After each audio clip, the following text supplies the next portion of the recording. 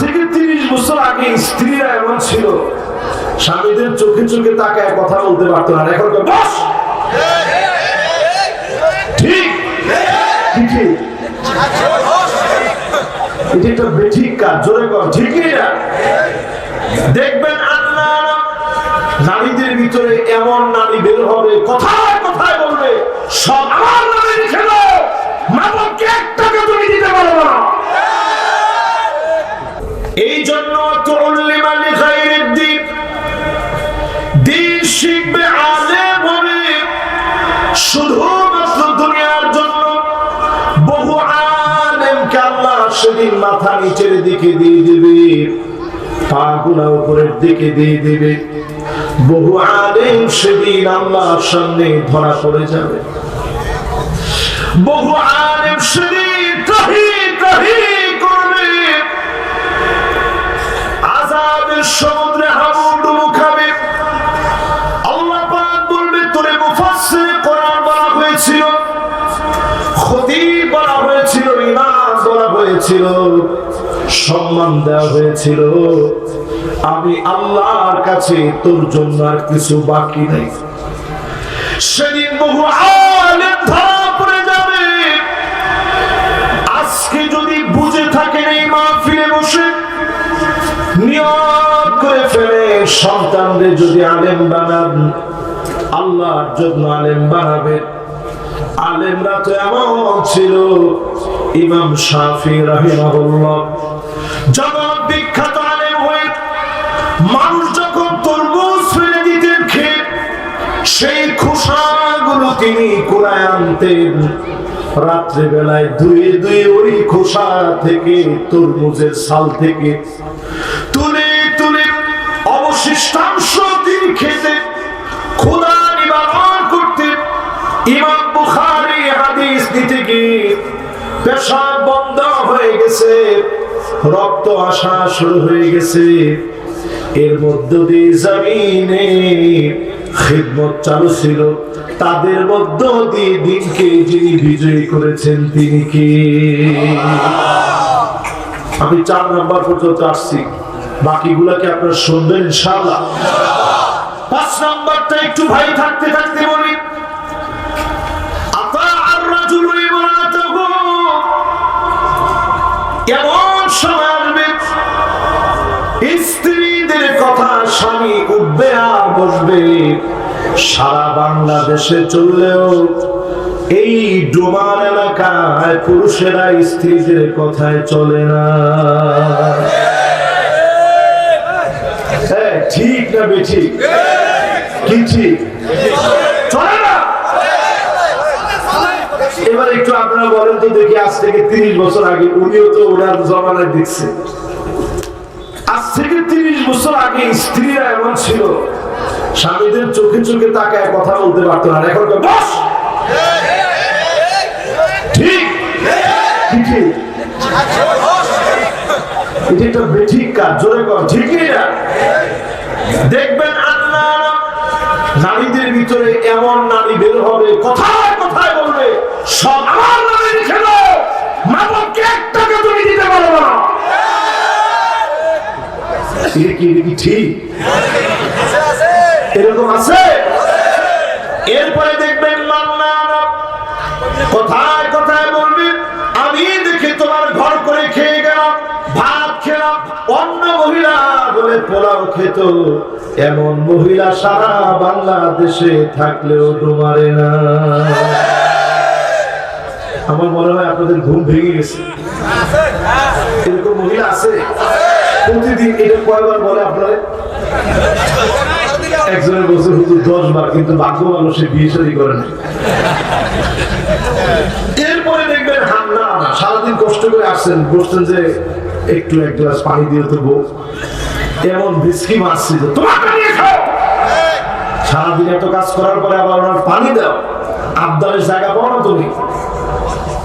আপনি সাথে সাথে চিন্তা করছেন নাউজুবিল্লাহ, পানি পিপাসাই লাগে, দুষ্টামি করলাম মাত্র। এরপরে দেখবেন কান্না। মহিলারা মনে মনে চিন্তা করবে হুজুররা ওয়াজে বসলেই খালি আঙ্গুর বিরুদ্ধে বলে, এই জন্য এটা ভাইরে বসায় বলতেছি যাতে করে দোষ না হয়, এই জন্য একটু পরেই পক্ষে বলবো। কান্না মানে এমন সব মহিলা বেরোবেন স্বামীর ছায়া দেখতে পারে না। যখন আপনি সুমা থেকে বসে উঠেন, আপনি বলছেন কে কি সুমাটা পরিষ্কার করুন, তারপরে ঠিক আছে আচ্ছা তাহলে আমি খালির মধ্যে গিয়ে একটু শুই। যে খালি গিয়ে শুয়েছেন কেন বিছানাটা দিতে হবে, এরকম মহিলা ওখানে আছে না নাই? এরপরে দেখবেন হাত ডাকা কোন কিছু কিনে আনছে জিন্দিগিতে কোনদিন পছন্দ হবে না, কিছু দেখা মাত্র করে কি আনলেন, আরে কালারটা মনে হয় মরে যাবে। আসলে কালার মরবে না, আমরা মরে যাব, ঠিক কিনা? এরপরে দেখবেন সাদা আকাশ কোথায় কোথায় মুখে মুখে তর্ক করে। এরপরে দেখবেন বাররা আকাশ শুধু তর্কই না, স্বামীর গায়ে হাত তুলতে পর্যন্ত দেরি করে না। মাশাআল্লাহ, একজনের পিছনে যদি একবারে কারেক্ট, কে খুশি দেখি জিন্দিগি থেকে হাত তুলবে না ভুলেও। এতক্ষণ একেবারে কারেক্ট বলছি, ঠিক আছে, কিন্তু এখন হাত তুলিকে আমি জীবনে মরা বলবো নাকি? তাহলে এবার একটু চিন্তা করে দেখেন, এই যে বিষয়গুলো আমাদের সমাজে আছে, এটা কিন্তু আপনি নিজে দায়ী। কয়দিন আপনি আপনার স্ত্রীর নাম ধরে সুন্দর করে ডাকছেন, আগে গিয়ে সালাম দিচ্ছেন, ঘরের মধ্যে ঢুকেই নিজে একটু ঘরটা ঝাড়ু দিচ্ছেন কোনদিন? মাশাআল্লাহ, এখন কয়েকজন মাথা নিচের দিকে দিয়ে রাখছে, হুজুর এই দিলেও কি বলা যায়? আল্লাহ নবী নিজ হাতে ঘর ঝাড়ু দিতেন, আম্মা জানদেরকে তরকারি কেটে দিতেন, স্ত্রীদের চোখে পানি দেখলে দুইটা আঙ্গুল দিয়ে মুছে দিতেন। জোরে কোন আল্লাহু আকবার। দেখেন কেমনে মুছে দিতেন, কিশোর রাসূল দাঁড়ায়া এদিক দিয়ে দুইটা আঙ্গুল এভাবে দিয়ে মুছে দিতেন আর বলতেন, কি তুমি কাঁদতেছো কেন, কষ্ট পাইছো? আর আপনি স্ত্রীর চোখে পানি দেখলেই বলেন সব সময় তুই কান্দোস, আজকে কান্দলেই হলো তোর একদিন আমার একদিন। আচ্ছা কোন তো দেখি এই আচরণ কি মুসলমানের আচরণ? মা বোনরা এখন খুশি হবে, যাক হুজুরে ঝাড়ুটাও দিছে হাতে, এরপর তরকারিও কাটতে বলছে, আর চোখ দিয়ে যদি পানি পড়ে ওটা মুছে দিতে বলছে, ঠিক কিনা কর? এরপরে মা বোনদেরকে তালিম করবেন। আল্লাহ নবী রাত্রিকালীন সময় ঘুরতে নিয়ে যেতে, এই সময়ে নবীজি কথা বলতেন, আলোচনা করতেন, দিন বোঝাতেন। আজকে আমি আপনি যদি দিন বিজয়ের স্বপ্ন দেখি, সুমাইয়া রাদিয়াল্লাহু তাআলা আনহা নারী হয়ে দিনের জন্য শহীদ হলেন। নবীজি দূর থেকে দাঁড়িয়ে বললেন, সাবরান ইয়া ইয়াসার ফাইন্না মাওইদাকুমুল জান্নাহ। ও ইয়াসারের পরিবার, ধৈর্য ধারণ করো, তোমাদের জন্য জান্নাতকে যিনি ঠিকানা বানায় দিবেন তিনি কে? ঘরের মধ্যে গিয়ে মা বোনদেরকে সম্মান দিয়ে কথা বলবেন, স্নেহ দিবেন, ভালোবাসা দিবেন, নতুন নতুন নামে ডাকবেন, পারবেন তো ইনশাআল্লাহ? তাহলে গেছে 5টা, বাকি আছে কয়টা? 10টা বাকি আছে। মাশাআল্লাহ, আমি আর বেশিক্ষণ ওয়াজের মধ্যে নাই। মাশাআল্লাহ, কি খুশি সামনে দেখি। মাশাআল্লাহ, উনি কিন্তু গুনার কাজ করেন না। সারা তুমি ওয়াজ শুনতে চাইছেন, গান বাজনা শুনতে চাই না, আপনি এটা খারাপ মনে করেন না। সহিহ বুখারীতে হাদিস আছে, কাতাবাল্লাহু লাহু হাসানাতান কামিলা। যেই লোকটা ভালো কাজের অন্তত নিয়ত করে পুরো করতে পারে নাই, আল্লাহ ফেরেশতাদেরকে বলে থাক, তার আমলনামায় লিখে দাও পরিপূর্ণ ভালো কাজটা সে করছে। জোরে করে সুবহানাল্লাহ। হয়তো আমি সারা রাত ওয়াজ করার মতো আমার জ্ঞানও নাই, ক্ষমতাও নাই, পাওয়ারও নাই, কিন্তু এই যে লোকটা সারা রাত ওয়াজ শুনতে চেয়েছে, মাশাআল্লাহ আমার আরেক ভাই, এই জন্য তিনি সারা রাত শুনতে চেয়েছে। উনি জানেন যে হুজুর সারা রাত ওয়াজ করবে না, কিন্তু উনি সওয়াবের নিয়তে কথাটা বলছে, আল্লাহ যেন পুরা রাতের সওয়াব এই পুরা মাহফিল স্পেন্ডের সময় দান করে। পরে আমি 6 নম্বরে প্রিয় ভাইরা আমার, হাক্কা উম্মাহু, মাকে সন্তানরা বড় পর মনে করবে। বেশি দিন দূরে না, 30-40 বছর আগে মা যেই খাটের ভিতরে বসতো, মা যেই খাটের ভিতরে ঘুমাতো, সন্তান ওই খাটের মধ্যে বসতো না। মাকে সম্মান দেখায় মা ডেকে কাছে নিত, বাজান বস, এরপরে সন্তান বসতো।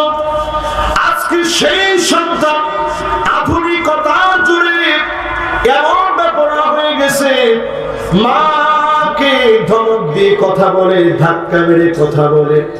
আল্লাহর কসম, মা যদি বেজার হয়ে যায়, অনেক বড় ডিগ্রি নেবেন অক্সফোর্ড থেকে, ক্যামব্রিয়ান বিশ্ববিদ্যালয় থেকে ডিগ্রি নেবে, সব ফেল হয়ে যাবে, কোনো না কোনো জায়গায় ধরা খেয়ে যাবেন। মা যদি দোয়া করে, যিনি সেরা বানায় দিবেন তিনি কে? আমি সাদিকুর রহমান আজহারি, আমার তেমন কিছু নাই। আমার আব্বা একজন আলেম, একজন শাইখুল হাদিস। আমি প্রত্যেক দিন কোনো মাহফিলে আসার আগে আমার আম্মার কাছ থেকে দোয়া চাই যে আম্মা আমার জন্য দোয়া করে।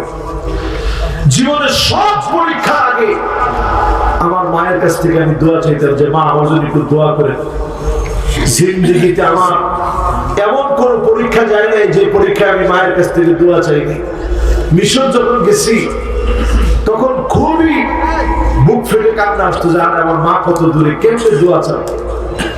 একদিন প্রচন্ড জ্বর আসছে, আমি ওই জ্বরের ঘুরে যখন কাতরাচ্ছি, প্রবাসের ভাইয়েরা প্রবাসীদের দুঃখ বুঝে, একটু পানি ঢেলে দেওয়ার প্রবাসে কেউ থাকে না। তো প্রচন্ড জ্বরে যখন আমি কাতরাচ্ছি, অনেকে ফোন দিলাম, কে কেমন আছে জানতে চাই না, কেউ বুঝে না আমার কণ্ঠে যে আমি অসুস্থ।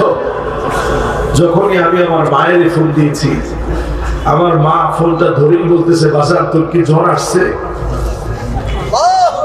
আমার ভিতরে একটা মোচড় মেরে উঠছে। মা কেমনে বুঝে সন্তানের জ্বর আসছে? সন্তানের কণ্ঠ শুনে মা টের পেয়ে যায়। যেই মা সন্তানকে নিয়ে শব্দ গুনে গুনে রাখে পেটের ভিতরে, কয়টা আওয়াজ হলো, কয়বার নড়াচড়া হলো, এই নড়াচড়া গুলা যে মা গুনে গুনে রাখে, সেই মায়ের সঙ্গে যদি বেয়াদবি করেন, আপনি জেনে রাখেন আপনার কারণে জমিনে ভূমিকম্প আসতেছে। মায়ের কাছে মাফ চেয়ে, মাকে সম্মান করে ইজ্জত দিয়ে কথা বলেন। মায়ের সঙ্গে আচরণ যদি সুন্দর হয়, আপনি জেনে নেবেন যিনি আপনাকে কবুল করে নেবেন তিনি কে। কোনবার শেষ, এবার চলে সবাই বলেন 7 নম্বরে আদনা সাদিকুহু, বন্ধুরে বড় আপন মনে করবে। যুবকরা আমার উপর রাগ করে না, এখানে যুবক বেশি। যুবকরা এখন তোমরা ফ্রি ফায়ার আর পাবজি খেলো,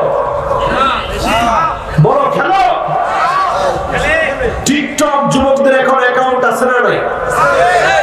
এই যে টিকটক, ফ্রি ফায়ার, পাবজি এবং বিভিন্ন স্টাইলে তোমরা তোমাদেরকে সাজাও। ও যুবক, তোমার কাছে আমার উদার তাওবার দাওয়াতে মাফি থেকে, ও যুবক তুমি দিনের দিকে আসো। আদনা সাদিকাহু, নবীজি বলছেন বন্ধুরে আপন মনে করে সব করবে। বাংলাদেশে আপনি তাকায় দেখেন কিশোর গ্যাং তৈরি হয়েছে। ছোট ছোট বাচ্চারা এখন ইয়াবা, ফ্যান্সিডি, আফি, মেরেছুয়েনা, এলএসডি, হুজুর এতগুলো নাম করেন না, এমনি যে অল্প কয়টা আছে এটা নিয়ে বিপদে আছে। এই যুবক বয়সটা এমন, প্রথম সিগারেট খাওয়া শিখে মানুষ এই বন্ধুদেরকে দিয়ে। তোমার ঠিক তো যুবকরা কয় না? যুবকরা বলার কথা কি ঠিক? যেই বন্ধু তোমাকে সিগারেট খেতে থাকে, ওই বন্ধুকে তুমি বাদ দিয়ে দাও। ওই বন্ধু তোমার বন্ধু হবে যে ফজরের নামাজ তোমাকে ডেকে নিয়ে পড়াবে, ঠিক না? তোমার 5 ওয়াক্ত নামাজ হচ্ছে কিনা, যে বন্ধু তোমার কাছ থেকে খবর নিবে যে কি আজকে তোর নামাজ ঠিক আছে, তোমার কোরআন তেলাওয়াত হয়েছে, তুমি কি হাদিস পড়েছো।